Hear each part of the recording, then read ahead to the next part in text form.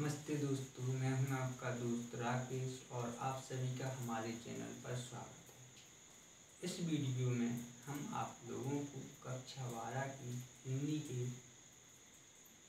आरोह भाग 2 के पाठ 1 जिसका नाम है आत्मपरिचय और जिसके कवि हैं हरिवंश राय बच्चन। इसमें हम आप लोगों को इस पाठ की कुछ पंक्तियाँ और उसके संदर्भ प्रसंग व्याख्या से बताएंगे। जैसे कि पंक्तियाँ हैं, मैं जग जीवन का भार लिए फिरता हूँ। मैं जग जीवन का भार लिए फिरता हूँ। जग जीवन का अर्थ होता है सांसारिक गतिविधियाँ और भार का अर्थ होता है बोझ। दूसरी पंक्ति है, फिर भी जीवन में प्यार लिए रहता हूँ। प्यार का मतलब होता है स्नेह। कर दिया किसी ने झंकृत जिनको छूकर। झंकृत का अर्थ होता है कि जो बीड़ा रूपी तार होते हैं उन्हें छूने से जो आवाज निकलती है उसे कहते हैं झंकृत होना। मैं सांसों के दो तार लिए फिरता हूँ। मैं सांसों के दो तार लिए फिरता हूँ।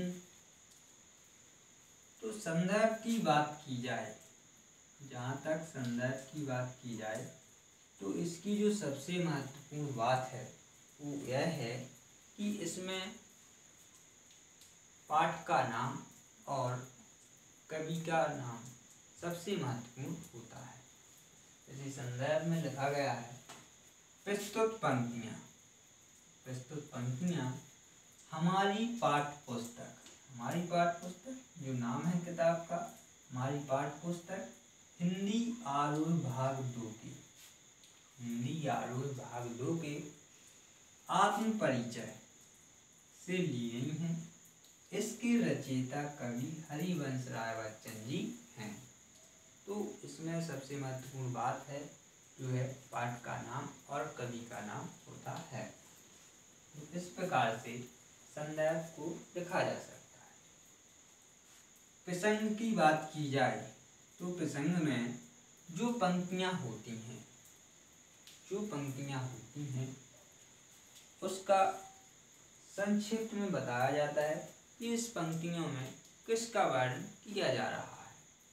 जो पंक्तियाँ होती हैं और जो प्रसंग होता है उसमें यह बताया जाता है कि इस पंक्तियों में किसका वर्णन किया जा रहा है। तो जैसे देखते हैं कि इसमें लिखा है कि कवि ने जीवन जीने की शैली तथा जनजीवन का बोझ होते हुए भी जीवन प्रेम से भरा है का वर्णन किया है। तो इस प्रकार से प्रसंग को लिखा जा सकता है। इसके बाद देखते हैं व्याख्या। तो व्याख्या इस प्रकार की जाती है। सबसे पहले देखते हैं, मैं जग जीवन का भार लिए फिरता हूँ। तो कवि कहता है कि मैं संसार में जीवन का बोझ उठाकर घूमता रहता हूँ। क्या कहता हूँ? बोझ उठाकर घूमता रहता हूँ या फिरता रहता हूँ। कवि कहता है कि मैं संसार में जीवन का बोझ उठाकर घूमता फिरता रहता हूँ। इसका मतलब ये है कि कवि ने अपने जीवन को कैसा समझा है? महत्वहीन समझा है। कवि ने अपने जीवन को कैसा समझा है? महत्वहीन समझा है। दूसरी पंक्ति है, फिर भी जीवन में प्यार लिए फिरता हूँ। कवि का जीवन दूसरों के लिए प्यार से भरा है। कैसा भरा है? प्यार से भरा है। अर्थात जीवन की समस्याओं के बावजूद कवि के जीवन में प्यार है। जीवन में अनेक समस्याएं होते हुए भी कवि के जीवन में अनेक समस्याएं होते हुए भी क्या है? जीवन प्यार से भरा हुआ है और दूसरों के लिए भी क्या है? प्यार है। अगले पंक्ति है, कर दिया किसी ने झंकृत जिनको छूकर, मैं सांसों के दो तार लिए फिरता हूँ। मैं सांसों के दो तार लिए फिरता हूँ।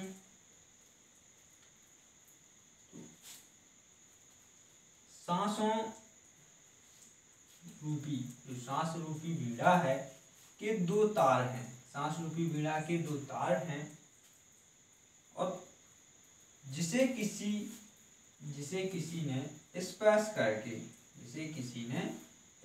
करके झंकार युक्त कर दिया। कैसा कर दिया है? जिसे किसी ने स्पर्श करके झंकार युक्त कर दिया है। क्या कर दिया? झंकार युक्त कर दिया है। बीड़ा के तारों को स्पर्श करने से, बीड़ा के अर्थात बीड़ा के तारों को स्पर्श करने से वह झंकृत हो उठती है। कैसी? बीड़ा के तारों को स्पर्श करने से जिस प्रकार वह झंकृत हो उठती है, उसी प्रकार कवि की सांसें भी लोगों से आत्मीयता के कारण, क्या है? लोगों से आत्मीयता के कारण झंकार करने लग गई हैं। तो अर्थात यह है कि सांसों रूपी बीड़ा के दो तार हैं, जिसे किसी ने स्पर्श करके झंकार युक्त कर दिया है और बीड़ा के तारों को स्पर्श करने से वह क्या होती हैं? झंकृत हो उठती हैं। उसी प्रकार कवि की सांसें भी लोगों से आत्मीयता के कारण कैसी हुई हैं? झंकार करने लगी हैं। तो इस प्रकार से व्याख्या की जा सकती है। इसके बाद आती है काव्य सौंदर्य। काव्य सौंदर्य की जहाँ तक बात की जाए तो जिस प्रकार से अच्छे नंबरों के लिए जो बोर्ड की कॉपी होती है, एमपी बोर्ड में जो लिखा जाता है, उसमें बहुत सी बारीकियों का ध्यान दिया जाता है। तो सबसे पहले तो यहाँ पर यही बात होती है कि संदर्भ लिखा जाएगा, फिर प्रसंग लिखा जाएगा, फिर व्याख्या लिखी जाएगी और इसके बाद जहाँ तक बात है काव्य सौंदर्य की, तो इससे हमारी संदर्भ प्रसंग व्याख्या में 4 चांद लग जाते हैं।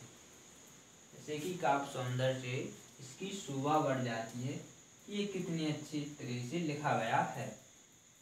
तो काव्य सौंदर्य के अंतर्गत क्या क्या लिखा जाता है कि इसमें किस तरह से भाषा का प्रयोग हुआ है, किस प्रकार की अलंकारों का प्रयोग हुआ है और इसमें किसका वर्णन किया जा रहा है। तो सबसे पहला नंबर है कि सरल एवं सहज भाषा का प्रयोग हुआ है। काव्य सौंदर्य में लिखेंगे सरल एवं सहज भाषा का प्रयोग हुआ है। दूसरा है अनुप्रास अलंकार का प्रयोग हुआ है। किसका प्रयोग है? जैसे कि जगजीवन है, जगजीवन, तो इसके लिए किसका प्रयोग लिखेंगे अपन? अनुप्रास अलंकार का प्रयोग हुआ है। कवि ने निजी प्रेम को स्वीकार किया है। कवि ने क्या किया है? इन पंक्तियों में कवि ने निजी प्रेम को स्वीकार किया है। तो इस प्रकार से इन पंक्तियों का संदर्भ, प्रसंग, व्याख्या और काव्य सौंदर्य लिखा जा सकता है।